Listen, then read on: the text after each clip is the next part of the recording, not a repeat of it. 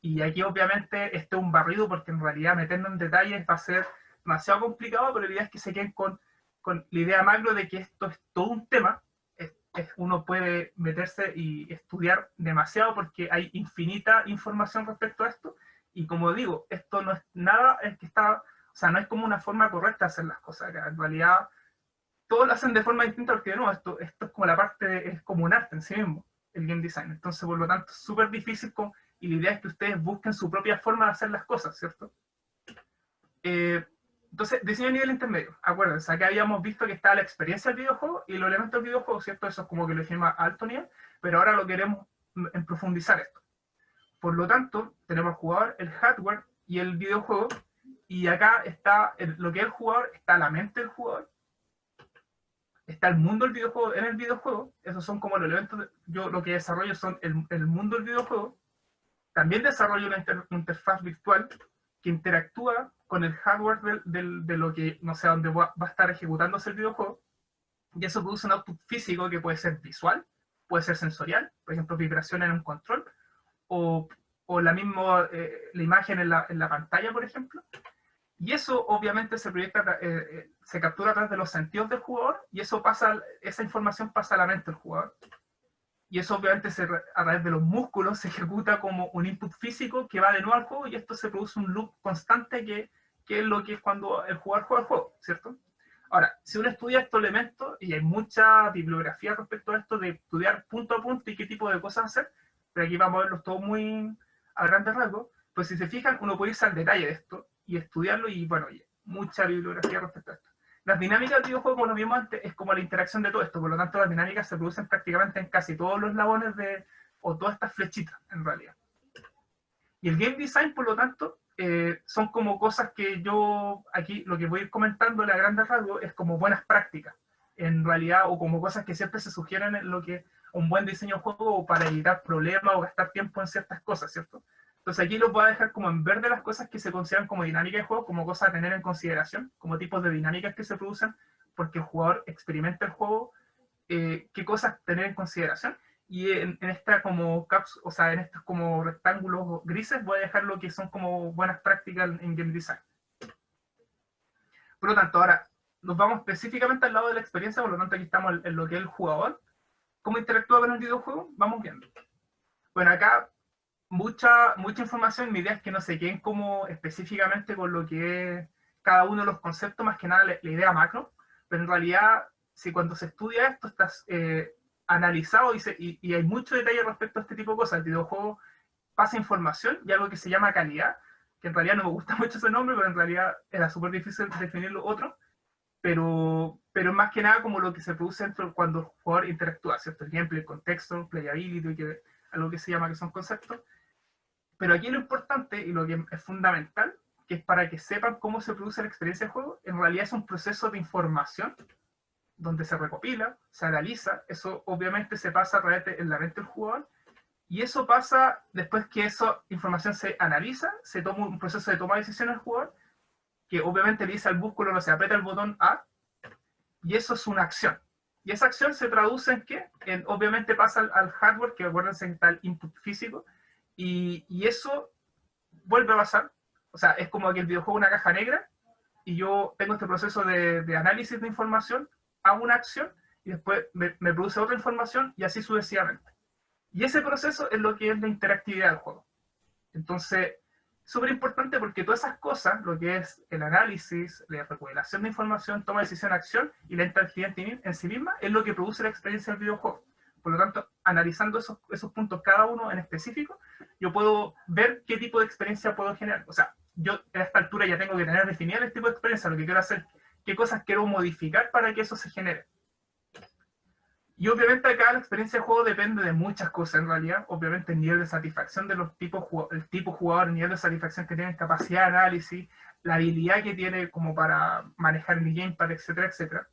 Entonces, ese tipo de cosas son las cosas que se analizan para poder ya empezar a tomar decisiones de diseño un poco más al hueso, ¿cierto? Aquí ya no estamos a alto nivel, estamos en nivel intermedio. Entonces, aquí a muy grandes rasgos les voy a ir comentando cosas porque esto, como les dije, es muy resumido, pero la idea es que queden como ideas macro.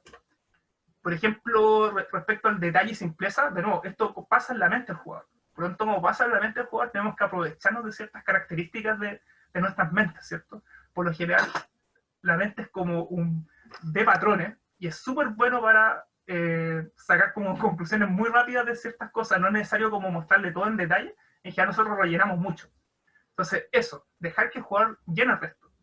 Por lo tanto, acá, el KISS, Keep It Simple Stupid, que es como una filosofía de diseño que es como siempre, la simpleza es mucho mejor que el detalle, en realidad.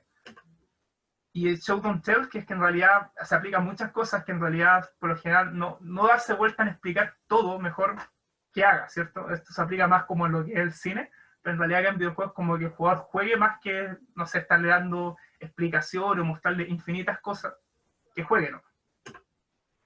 Acá otro tipo de dinámicas que se dan es riesgo versus la recompensa. Bueno, la mente de nosotros y bueno, de casi todo en realidad siempre tenemos como cierto tipo de esta relación de amor y odio respecto al riesgo y la recompensa. Y obviamente a mayor riesgo, mayor la recompensa o peor el fracaso.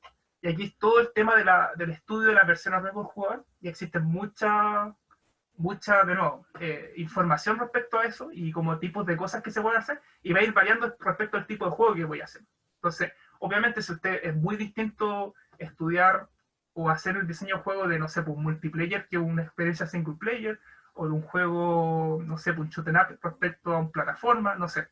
Entonces, cada de estas cosas son muy específicas, tienen que ir viéndola en específico cuando estén desarrollando su juego, pero obviamente saber el concepto macro. También está la relación desafío y éxito.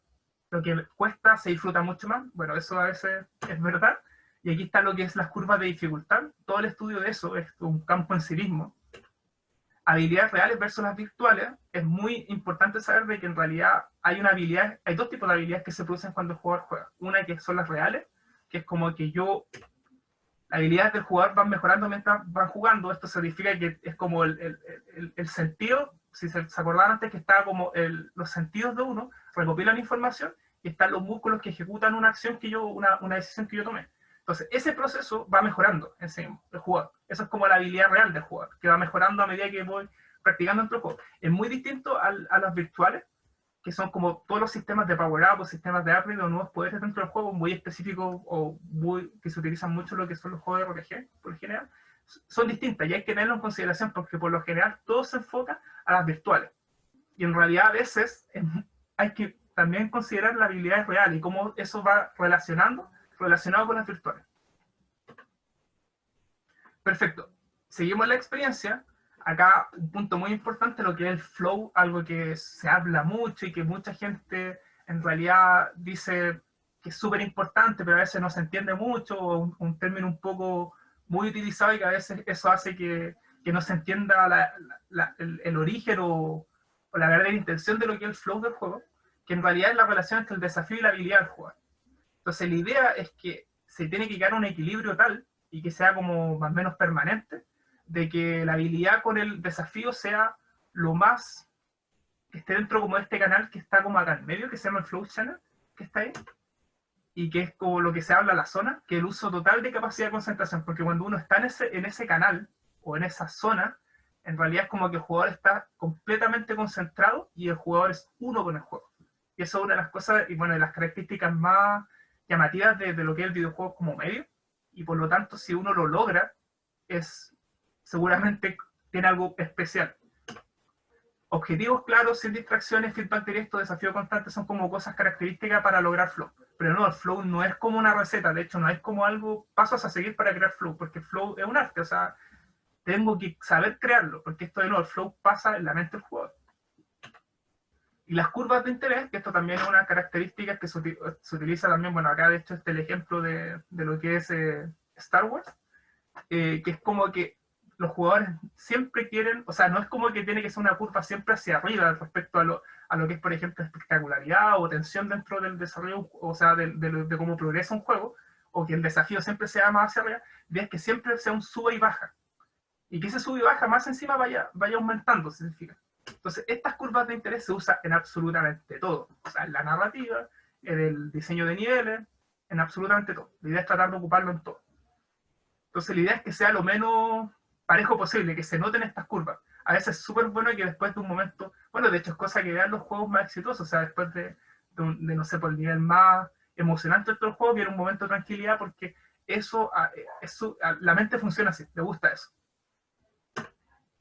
Perfecto, entonces ya vimos lo que es la parte de la experiencia en más detalle, ahora vamos a ver lo que es los elementos del videojuego, en igual de detalle. Entonces, no, ya vimos que el jugador recibe información y hace una acción. Por lo tanto, eso cómo se traduce dentro de lo que es el juego, y dentro de los elementos del videojuego, eso pasa a una interfaz virtual y a un mundo, y obviamente lo que se llama el mundo del videojuego, que aquí no quiero entrar en muchos detalles, pero hay muchos conceptos acá. Tal objetivo, conflicto, espacio, regla, objetivo, contexto, pulido, etcétera, etcétera. Pero en realidad eso es como todos los elementos que ya hablaba anteriormente, lo que era el diseño de alto nivel. Eso ya es como el aterrizaje, ¿cierto? Tengo que aterrizarlo de cierta forma para crear este mundo del videojuego que va a experimentar el jugador. Y eso es lo que pasa al output físico y es lo que genera la información, ¿cierto? Entonces ahora veamos esos más detalles. Por ejemplo, mecánicas de juego. La mecánica del juego, aquí una pequeña definición, de nuevo, definición que puede variar dependiendo del libro o la persona que sigan respecto a este tipo de temas. Pero acá una buena definición es que son subsistemas interactivos basados en reglas capaces de recibir un input y reaccionar produciendo un output. Entonces, no, aquí estamos en el elemento de mecánicas dentro del juego. Si se fijan, esto es un input y un output. No necesariamente es que, no sé, pues como que el game designer es el que hace las mecánicas del juego. No, porque acá si se fijan, el output puede ser cualquier cosa. Puede ser una animación, un sonido. Por lo tanto, las mecánicas están muy relacionadas respecto a eso. Las mecánicas es algo igual de cierta forma transversal. No es que sea algo específico dentro del juego que está totalmente aparte del arte, totalmente aparte de la música. No, tienen que estar siempre en comunicación constante y tienen que funcionar en conjunto. Ahora, obviamente las mecánicas siempre sí, lo que siempre van a tener son unas reglas y objetos, que es lo que se llama ahí, porque en realidad sí está muy relacionado a lo que es todo el tema de lo que es como la programación y el tema de definir las reglas del juego. Y obviamente eso está, pues eso siempre se asocia a lo que es la programación o el diseño. Pero en realidad lo importante es que se queden. Mecánica en un juego es un input y un output. Son subsistemas interactivos que en realidad aquí este esquema quizá ayude más, que es que si yo recibo una acción, dentro del juego hay una mecánica que se traduce en una información, en un output físico, ¿cierto? Entonces es lo que produce la interactividad. Esas son las mecánicas. Son herramientas que producen el gameplay. El gameplay es el qué y las mecánicas el cómo, ¿cierto? Ahora, suena súper bonito, pero es súper difícil de hacer porque de repente, no sé, uno tiene una mecánica que esto va a funcionar aquí que allá, pero de nuevo, ahí está el arte después de cómo yo lo voy diseñando. Pero es súper bueno tener esta distinción porque a veces siempre se confunde lo que son las mecánicas con el gameplay. En realidad no necesariamente es así. El gameplay pasa en el jugador. En las mecánicas es lo que yo hago para que produzca ese gameplay deseado. Por ejemplo, y bueno, y obviamente aquí hay un análisis gigantesco de lo que son las mecánicas. Por ejemplo, si yo veo solamente el gameplay principal, porque el gameplay principal como el gameplay core del juego, obviamente está el core y puede haber otros tipos de gameplay, por ejemplo, minijuegos, etcétera, etcétera, pero si analizo solamente el core, existen muchos tipos de mecánicas.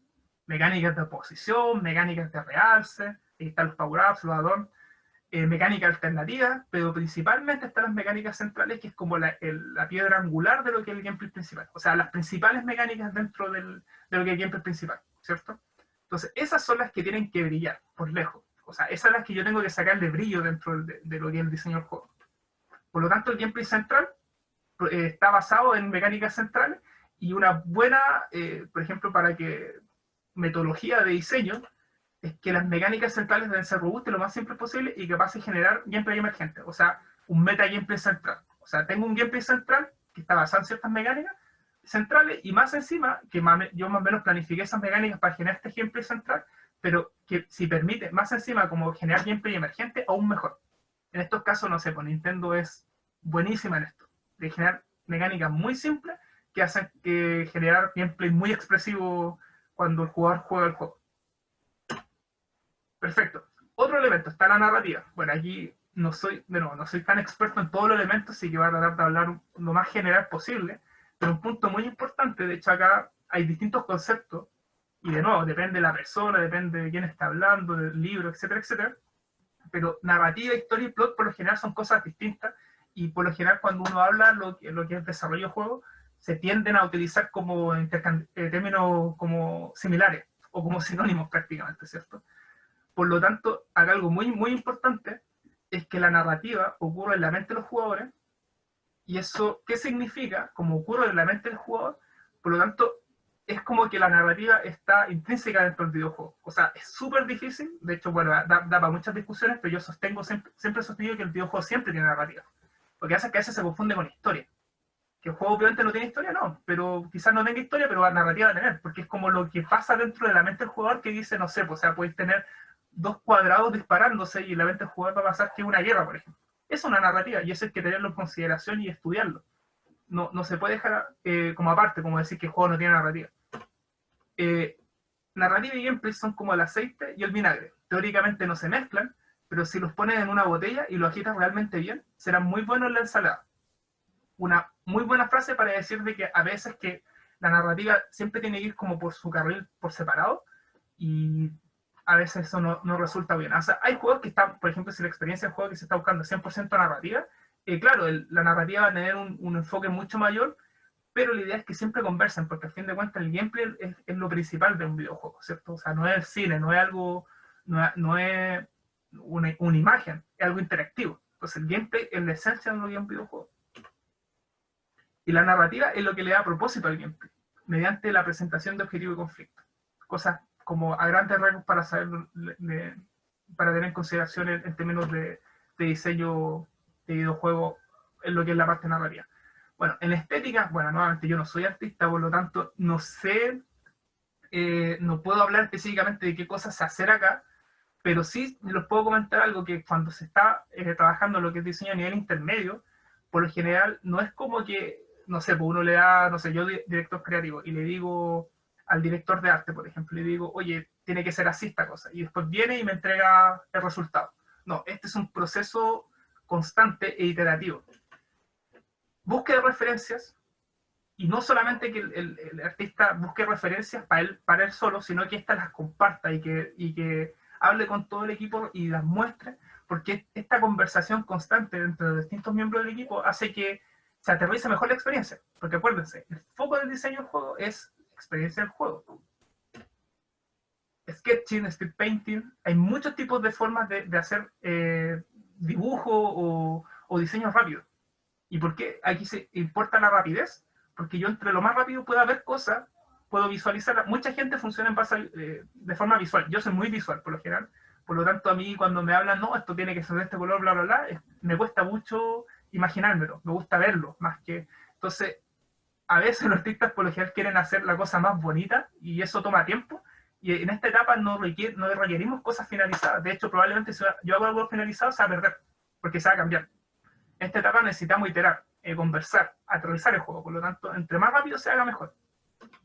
Estudios de color, iluminación, de nuevo, todo esto para que se abran conversaciones, para que dentro del equipo se prototipen cosas, se converse. Estudios de color e iluminación puede ser un input para lo que es el audio, por ejemplo, o el tipo de animación, o búsqueda de tecnología, etc. Entonces, ¿se fijan? O sea, todo este tipo de cosas tienen, por ejemplo, puede considerar como una etapa ya más intermedia dentro de lo que es la estética, dentro de lo que es el diseño de nivel intermedio. Pero no, tiene que pasar por etapas previas, no puedo pasar directo de un momento, de un punto a otro a concept art. Los mockups, algo que yo, por ejemplo, cuando yo no haya desarrollado nunca un juego, nunca me había imaginado que existieran este tipo de cosas y que encuentro demasiado útil, que es como una visualización previa de lo que cómo se va a ver el juego dentro de una pantalla, por ejemplo. Esto no es gameplay, no, es solamente un arte o una forma de una representación, incluyendo el hub y todo lo demás, o sea, y la interfaz, de cómo se vería el juego, sin programarlo. Entonces, súper útil para, por ejemplo, ver cómo se vería o cómo nos estamos imaginando que va a ser el juego, previo a la programación y hacerlo, por ejemplo. Y después, obviamente, pasa a la etapa de creación de assets. Algo súper olvidado dentro de la estética, lo que es la animación, también existen estudios de tipo de animación, es súper importante saber qué tipo de animación puede utilizar, puede ser tradicional, bueno, obviamente va a depender si trabajo en 2D o 3D, pero estudios tipos de animación existen, por lo tanto no es como que la animación uno dice, vamos a hacer la animación, no, pues tenemos que definir qué tipo de cosas, tipos de estudio, boceto de animación, bueno, los esqueletos, que tanto se trabajan en 2D como en 3D, los storyboards que también ayudan para poder visualizar. De nuevo, todo esto en favor de que el resto del equipo vaya visualizando cosas, y de hecho esto mismo va produciendo que la gente se le vayan ocurriendo ideas nuevas. Porque si yo entrego solamente lo final, quizá probablemente me digan esto no sirve y va a quedar desechado. Pero mientras voy, por ejemplo, mostrando bocetos de animación, eso me va, no sé, pues al de tecnología se le ocurre la tremenda idea y hace algo para poder generar implementaciones de ese tipo de cosas mucho más rápido, por ejemplo. O sea, tiene que ser una conversación constante. Y bueno, y obviamente las animaciones de lo hacen. Y aquí algo muy importante, lo que es como diseño de videojuego, en lo que es la parte de animación, que me gusta mucho esta frase, que es la comunicación de la acción. Y acuérdense, la acción es una palabra muy importante, de hecho la hemos repetido harto porque es parte de, de las cosas que genera la experiencia. Por lo tanto, si yo logro crear como esta especie como de sintonía entre lo que es la acción y la animación, se pueden crear experiencias muy buenas. Es como una acentuación de lo que es la acción del jugador. Conceptos es un proceso iterativo. Dentro de la estética, en diseño de nivel intermedio, es un proceso iterativo en búsqueda en donde se debe ir ajustando la estética de acuerdo a la narrativa y a las mecánicas definidas y viceversa. Es un comunicador de ideas en esta etapa. Hay que buscar que todas las ideas que yo tengo se plasmen de cierta forma y se visualicen a través de la estética. Y obviamente y esto, bueno, se aplica prácticamente a todo, pero principalmente en esta etapa lo que es la estética, lo que es lo funcional versus lo decoracional. Principalmente se debe enfocar en la funcionalidad de lo hacer. Y obviamente eso en coordinación a los requerimientos técnicos, porque obviamente yo no voy a hacer no sé, un modelado 3D de no sé cuántos polígonos si el engine no lo soporta, por ejemplo. Entonces siempre tiene que estar en conversación con lo que es la tecnología. Pero principalmente acá lo que importa es la funcionalidad, por lo tanto, de nuevo, todo lo que es eso de bosquejo rápido, creación de asset rápido, es simplemente para empezar a ver lo antes posible la funcionalidad y ir corrigiendo lo más rápido posible. Audio. Bueno, el audio, y aquí específicamente vamos a hablar de lo que es la música, o sea, en este apartado de acá, tiene que estar en conversación constante y tiene que estar siempre en sintonía con las mecánicas y la narrativa. Y aquí obviamente se puede hacer música, personaje, enemigo, locación, evento, etc. Y esto de nuevo es un proceso iterativo. Yo, por ejemplo, antes no tenía idea que era una cosa así, que siempre el proceso iterativo, lo que es la creación de la música, también parte con un concepto de imagen. O sea, si tengo un artista que creó un boceto de lo que es el personaje, eso puede ser un muy buen input para que, no sé, pues el músico empiece a componer música, y más con, no sé, por el concepto narrativo de que tiene que ser melancólico, etc. Eso va creando que el músico se vaya inspirando y vaya creando mejores ideas de música. Y de nuevo, no es que cree el tema final inmediatamente, sino que primero un mock-up. Un mock-up que es como esta especie como de bosquejo de lo que sería como la música final. Y obviamente con instrumentos virtuales hacerlo lo más rápido posible, lo menos depurado posible, de manera que se vaya prestando para que el resto del equipo lo vaya viendo. Y obviamente después viene la parte de crear la música final.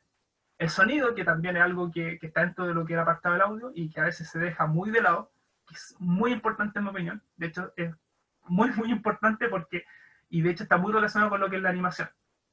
Y también tiene todo un proceso iterativo. ¿Y por qué es tan importante? Porque el sonido, de nuevo, también es la comunicación de la acción. Y como vimos, la acción es muy importante dentro de lo que es la experiencia del videojuego que estamos creando. Aquí obviamente hay muchos temas o todo un lenguaje específico y concepto específico de lo que es el sonido, cierta vectorización, puntuación, que pueden adentrar un poco más adelante, pero aquí como ideas macro y cosas a tener en consideración lo que es el sonido, concepto musical sonoro, temática, sentimiento, instrumento, y el silencio también como una buena herramienta para crear, por ejemplo, o sea, el silencio a veces obviamente no se considera sonido, pero dentro de un videojuego es muy importante y a veces no se considera mucho. Interfaz. La interfaz del videojuego es todo lo que hay entre el jugador y el mundo del videojuego, la UI, que se llama esa. Y aquí no voy a entrar mucho en detalles, pero aquí está lo que es los input, bueno, elección de controlador, layout del controlador. Esto produce los verbos en lo que son en el gameplay del juego o en las mecánicas. Están los output, que pueden ser físicos, vibración, sonidos, visuales, ¿cierto? Y la interfaz virtual, van a estar las reglas, la GUI, el hub del juego. Pero si se fijan en la interfaz, por lo general uno siempre cuando habla de interfaz del juego, habla de la GUI, ¿cierto? O del hub. no necesariamente es eso, o sea, aquí está el estudio completo de lo que es todo lo que pasa entre el jugador y el juego. Por lo tanto, aquí están los outputs, los inputs, tengo que estudiar esto. El tipo de respuesta, cuánto se demora en apretar el botón, cuánto espacio tengo de que, no sé, aprieto el botón y se ejecute la acción. Todo ese tipo de cosas se estudia y hay que adentrarse en ese tipo de cosas.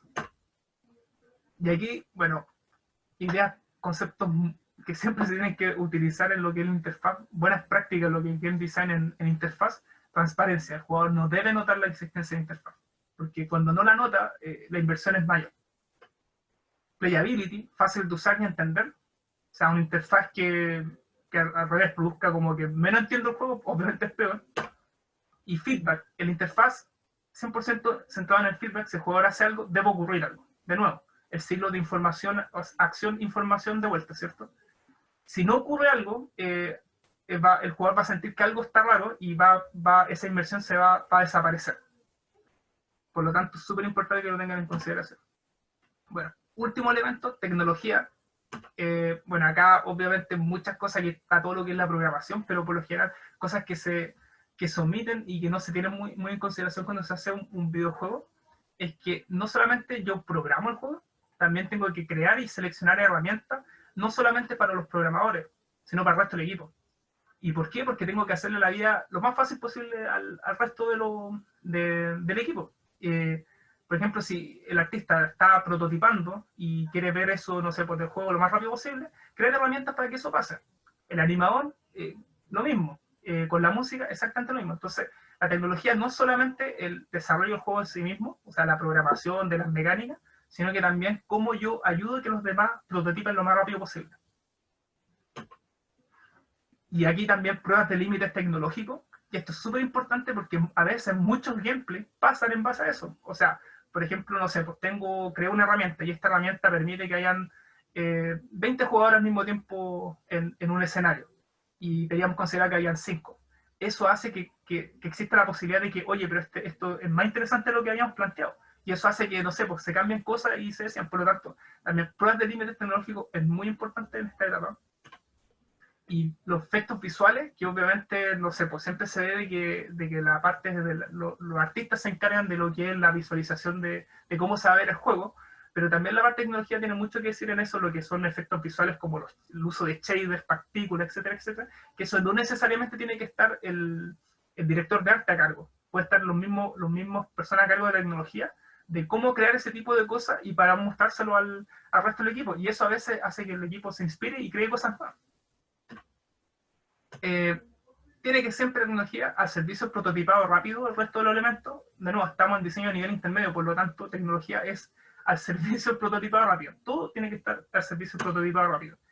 Y tiene, de nuevo, funcional versus decoracional. O sea, da lo mismo si que te quede la tecnología puntera de la industria, si en realidad el juego que estoy haciendo no lo va a necesitar. Es pérdida de tiempo. Entonces, de nuevo, enfocarme a lo funcional.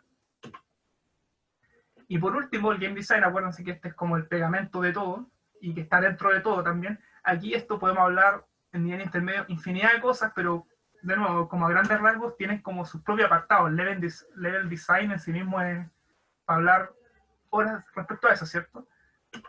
Análisis de datos, herramientas comparativas, o sea, el game design, yo puedo tomar datos y analizarlos y ver cómo se comportan si voy modificando este tipo de cosas. Acuérdense, aquí están como los ajustes finos. Es como que yo voy cambiando la manilla de algo, cambiando el número para ver cuál es el que produce el mejor resultado. Eso es fundamental en Game Design. Y bueno, aquí en términos de dinámica, también el libertad versus control, algo que siempre se considera. Al jugador no tenemos que darle libertad, tenemos que darle la sensación de libertad, lo que se llama control indirecto. Algo que por lo menos para mí suena muy intuitivo y que a veces uno cuando está diseñando juegos se olvida un poco. Y el balanceo, que se habla tanto de esto, que el balanceo debe hacerlo siempre el diseñador, no los jugadores. De nuevo, esto como de ir ajustando los valores no sé, pues tengo análisis de datos de ciertas cosas dentro del juego, qué valores tienen que ir tomando eso dentro del juego, eso es como balanceo, se podría decir. O sea, bueno, es como burdamente como decirlo. Pero lo importante es que todos esos ajustes finos tienes que hacerlo el diseñador y no los jugadores. Es como una regla que se habla siempre. Ahora, uno puede decir, sí, en realidad puede ser, pero no 100%. la opinión del jugador es súper importante, sí, pero por lo general, ¿por qué siempre se dice que el diseñador tiene que hacerse cargo? Es porque en realidad el jugador va a enfocarse en una cosa específica.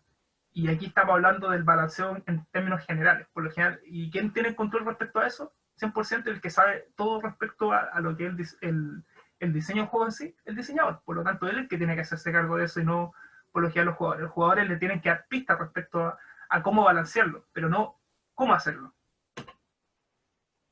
Bueno, Game Design de nuevo, Game Feel, que esto también es un apartado en sí mismo y obviamente está mucho más centrado en lo que es el diseño de nivel más bajo, ya cuando estoy como a niveles de producción y ya el detalle fino del desarrollo del juego. Pero a grandes rasgos, lo que el Game Feel que es el control en tiempo real de objetos virtuales en un espacio simulado con interacciones enfatizadas por el público. Una muy rimbombante, suena como, no se entiende mucho, pero a grandes rasgos, lo que hace el Game Feel, o lo que considera como la teoría respecto a esto, porque en realidad el Game Feel no es como algo aparte, en realidad el Game Feel es como un producto de todas las cosas funcionando en conjunto. Pero sí es súper bueno saberlo en forma teórica, porque presta para poder visualizar cierto tipo de cosas o cierto tipo de data de cierta forma y poder analizarla para poder decir, oye, esto no está funcionando tan bien. Entonces, lo que hace el Game Feel es estudiar el control en tiempo real o la interactividad en sí mismo de lo que pasa en el juego, el espacio simulado, por ejemplo, lo que son las colisiones o el comportamiento del player dentro del mundo, y por último el pulido, que son ya como los efectos visuales, ¿cierto? Si se fijan, y cómo yo analizo ese tipo de cosas y cómo encajan, es como lo que va produciendo este Game Feel del juego, ¿cierto? De nuevo, no, aquí no va a ser imposible decirles qué tipo de cosas se pueden hacer porque ya habría que entrar mucho más detalle, pero no, es para que queden con la idea macro respecto a esto.